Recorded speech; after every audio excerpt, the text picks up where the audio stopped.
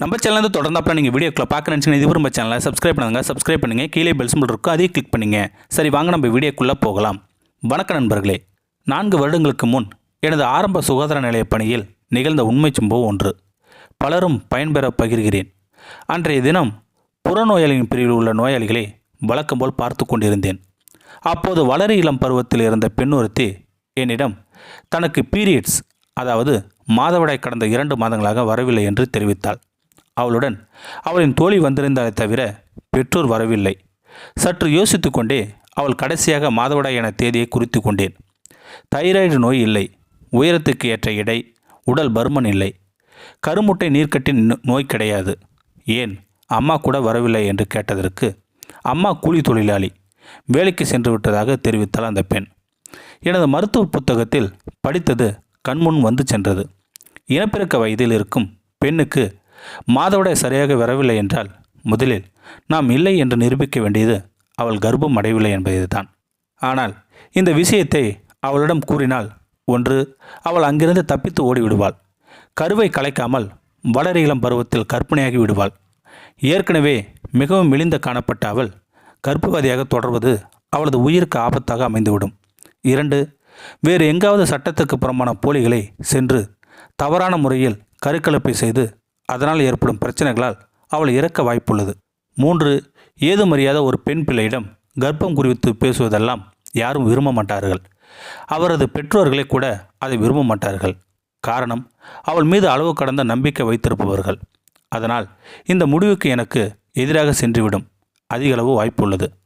4, அவள் கர்ப்பிணியாக இல்லை என்று பரிசோதனை முடிவு வந்துவிட்டால் நான் அசடு வழிந்து கொண்டே எனது தவறை ஏற்றுக்கொண்டு அடுத்த நோயாளியை பார்க்க வேண்டும். எனக்கு உடனே புரித்தட்டியது, சந்தேகத்தின் பலன் எப்போதும் நோயாளிக்கு சாதகமாகத்தான் தவற வேண்டும் என்பதுதான் மருத்துவத்துறையில் உள்ள வழக்கம். உடனே எனது மேல்நிலை மருத்துவ அலுவலரினும் அறைக்கு சென்று இந்த பெண்ணுக்கு அவளுக்கு தெரியாமல் சிறுநீரில் கர்ப்ப பரிசோதனை செய்து கொள்ள அனுமதி வாங்கினேன். உடனே வட்டார மருத்துவ அலுவலரும் அனுமதி வழங்கினார். அந்த பெண்ணை இரத்த அழுத்த பார்க்க செவிலியரிடம் அனுப்பி வைத்தேன். அந்த வரிசையில் அவர் இரத்த அழுத்த பார்த்து வரும் நேரத்தில் நேராக ஆய்வக நுட்பனிடம் சென்று நான் இந்த பெண்ணுக்கு கர்ப்ப பரிசோதனை செய்ய அனுப்பி வைத்தேன். ஆனால் அவள் அதற்குத்தான் சிறுநீர் தருகிறாள் என்று அவளுக்கு தெரியாது. வேறு வழி இல்லை. அதை அவ்வாறே ரகசியமாக வைத்திருக்க கூறினேன். அவரும் ஆமோதித்தார். இரத்த அழுத்தம் பார்த்து வந்த அந்த பெண்ணுக்கு இரும்புச்சத்து, சர்க்கரை நோய் பார்க்க இரத்த சிறுநீர் பரிசோதனை செய்து வர அறிவுறுத்தினேன். சிறுநீர் பரிசோதனை கொடுத்துவிட்டு வெளியே அமர்ந்திருந்தார் அந்த பெண். ஆய்வக நுட்பனிடம் என்னிடம் சிறிது நேரத்தில் 2 கோடுகளும் கொண்ட யூரியன் பார்க்கனஸ் கார்டுகள் பதட்டத்துடன் எடுத்து வந்தார். ஆமாம், அவரது பதட்டத்துக்கு காரணம் அந்த பெண்ணுக்கு வயது 14 என்பதுதான். என்னை பாராட்டினார் அவர். சார், எப்படி சார் கண்டுபிடிச்சிங்க என்று கேட்டார். இப்போ அது முக்கியமில்லை, அந்த பொண்ணு வெளியே உட்கார்ந்துருக்கான்னு பாருங்க. அமர்ந்த பிள்ளையை ஆய்வக நுட்பனர் அழைத்து வந்தார். அந்த பிள்ளை என்னிடம் எவ்வித பதட்டமும் இல்லாமல், எனக்கு தைராய்டு நோய் இல்லை சார், என்ன சார் ஆச்சு, என்ன பிரச்சனை என்று கேட்கிறாள். அவளது பதட்டமில்லாத அணுகுமுறை பார்த்து எனக்கு மீண்டும் ஒரு முறை சந்தேகம் வந்துவிட்டது. மீண்டும் அவளை வெளியே அமர வைத்துவிட்டு ஆய்வக நுட்பனிடம் இன்னொரு புதிய கார்டு மூலம் கர்ப்ப பரிசோதனை செய்யுங்கள் என்று கூறினேன். அவரும் பரிசோதனை செய்து மீண்டும் பாசிட்டிவ் தான் சார் என்று கூறவே எனக்கு நிலைமையின் தன்மை புரிந்தது. 2 வாய்ப்புகள். அந்த பெண் குழந்தையை யாரோ ஒருவர் தவறாக பயன்படுத்தி வந்திருக்கிறார்.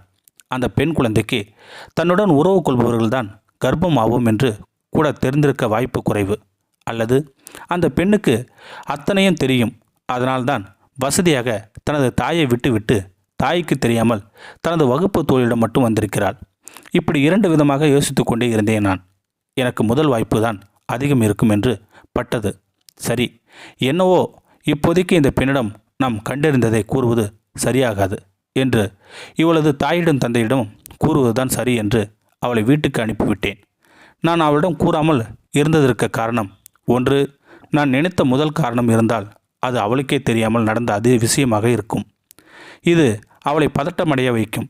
மேலும் அவள் கூட வந்திருந்த தோழிக்கு விஷயம் தெரிந்துவிடும். இது நோயாளியின் இரகசிய காப்பு எதிராக சென்றுவிடும். வளரிளம் பருவத்தில் இருக்கும் அவள் இந்த செய்தியால் பெரும் பதட்டத்துக்கு சென்று உயிரை மாய்த்து கொள்ளும் வாய்ப்பு இருக்கிறது. நான் நினைத்த 2வது காரணமாக இருந்தால் அவள் வீட்டுக்கு செல்வதற்கு முன் எங்காவது போலி ஆட்களிடம் சென்று சட்டம் அங்கீகாராத முறையில் ஆபரேஷன் செய்து கொண்டு அதனால் ஏற்படும் உதிரப்போக்கு, கிருமி தொற்று போன்ற காரணங்களால் இறக்க நேரிடும். இப்போது எத்தனை மாதங்கள் கர்ப்பம் என்று கூட சரியாக தெரியாது.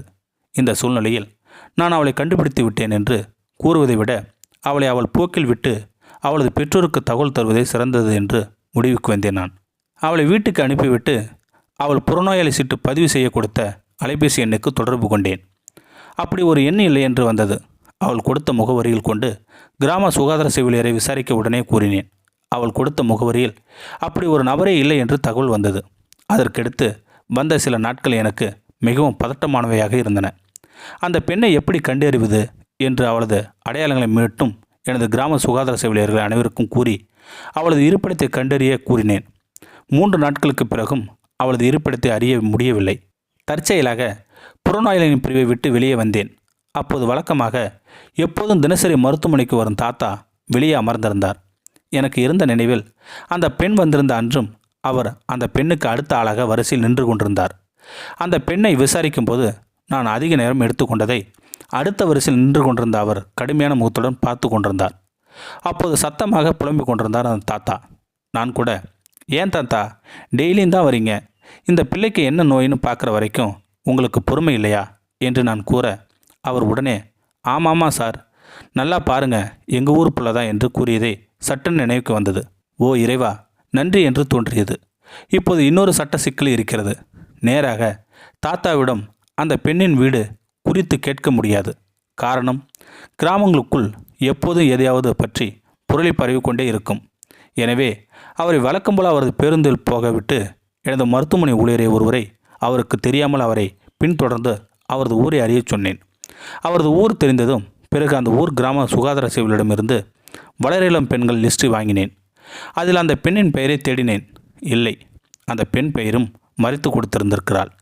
அந்த கிராமத்து வளர இளம் பெண்கள் அதிகம் படிக்கும் அரசு பள்ளி எது என்று அறிந்தால் கண்டறிய முடியும் என்று அந்த பள்ளிக்கு சென்று ஒரு சிறிய கேம்ப் நடத்தி கடைசியாக அவளை கண்டறிந்தேன். அவளது பெற்றோர் குறித்து முறையான ஆவணங்களை அவளது ஆசிரியரிடம் பெற்றுக்கொண்டேன். ஆசிரியரிடம் அவள் குறித்த ரகசியத்தை வெளியே கூறவில்லை. இது குறித்த சந்தேகம் வராமல் இருக்க ஒரே நேரத்தில் பல பெண்கள் பெற்றோர் மற்றும் முகவரி பெறப்பட்டது. அந்த பள்ளியில் அவளை சந்திக்கும் போது கூட அவள் என்னை முன்பின் அறியாதவள் போன்று காட்டிக்கொண்டாள். பிறகு அவளது பெற்றோரை அழைத்து விளக்கமாக கூறி அவர்கள் இது குறித்து முடிவெடுக்க அறிவுரை வழங்கப்பட்டது. அந்த பெண் பிள்ளை மருத்துவக் கல்லூரிக்கு அழைத்துச் செல்லப்பட்டு சட்டப்பூர்வமான ஆபரேஷன் செய்யப்பட்டது. அவளை உபயோகித்து வந்தவன் அவளது தாயின் உடன் பிறந்த சகோதரன். அவருக்கு ஏற்கனவே திருமணமாகி குழந்தைகள் இருக்கிறது. இருப்பினும் அவளை ஆசைக்கு வளைத்து உபயோகித்துள்ளான். அவன் மீது அவரது பெற்றோர்கள் சட்ட ரீதியான புகார் அளித்து கைது செய்யப்பட்டான். இவ்வாறு சாதாரணமாக தொடங்கிய விஷயம் பெரிய சங்கிலி தொடராக மாறி சுமார் 1 வாரம் எனது ஊன் உறக்கத்தை மறக்க செய்தது. அவளை கண்டறிந்தது, முறையான மருத்துவ சிகிச்சை அளித்து அவளை வேறு வழிகள் தடம் புரளாமல் பாதுகாத்து என்றும் என் வாழ்வில் மறக்க இயலாத தருணமாகும். இறைவனுக்கே புகழானது. இந்த பதிவின் முக்கிய நோக்கம், இனப்பிறக்கம் வயதில் இருக்கும் ஒரு பெண் மாதவிடாய் வரவில்லை என்று சந்தேகத்துக்கு இடம் தரும் வகையில் கூறினால் அவர் திருமணம் ஆனவரா ஆகாதவரா என்று பாகுபாடு பார்க்காமல் அவர் கர்ப்பிணியாக இருக்கிறாரா இல்லையா என்பதை உறுதி செய்ய வேண்டியிருக்கிறது. இக்காலத்தில் பிசிஓடி மற்றும் ஹார்மோன்கள் பிரச்சனைகளால் மாதவிடாய் கோளாறு மற்றும் தள்ளிப்போது பல பெண்களிடம் காணப்படும் பிரச்சனையாக உள்ளது. எனினும் கடந்த பல மாதங்களாக சரியாக நிகழ்ந்த மாதவிடாய் திடீரென தள்ளிப்போகுது என்பதை சாதாரணமாக கடந்து சென்று விடக்கூடாது. கட்டாயம் கர்ப்பமடைந்திருக்கிறாரா இல்லையா என்பதை உறுதி செய்ய வேண்டும். ஆனால் அதை மிகவும் எச்சரிக்கையாக செய்ய வேண்டும் என்பதே நான் கற்றுக்கொண்ட பாடம். வாழ்வில் தவறு என்பது அனைவருக்கும் நடக்கக்கூடிய ஒன்றுதான். தவறுகளால் ஏற்படக்கூடிய அனுபவங்களே வாழ்வை செதுக்குகின்றன. எந்த பிரச்சனைக்கும் உயிரிழப்பு தீர்வாகாது. ஒருவன் எந்த பிரச்சனையாக இருந்தாலும் தைரியமாக எதிர்கொண்டு முன்னேறினாலே வாழ்க்கை புதிய பாதைகள் அமைத்து கொடுக்கும். இந்த வீடியோ பற்றி கருத்தை கீழே இருக்கிற கமெண்ட் செக்ஷன் சொல்லுங்கள். அப்படியே நம்மளுடைய சேனலை சப்ஸ்கிரைப் பண்ணுங்கள். சப்ஸ்கிரைப் பண்ணிங்க. கீழே பெல் சிம்பல் இருக்குது, அதையும் கிளிக் பண்ணிங்க. தேங்க்யூ ஃபார் வாட்சிங்.